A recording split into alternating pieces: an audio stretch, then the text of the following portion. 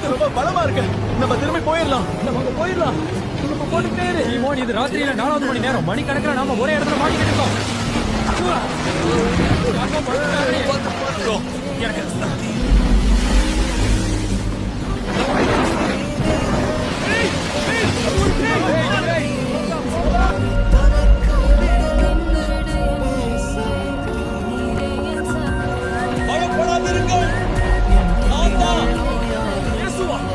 இது நீங்கண்ணா.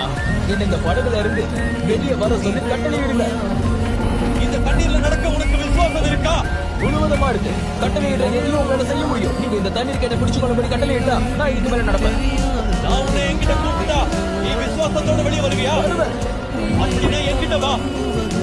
வருத்தப்பட்டு பாரத்து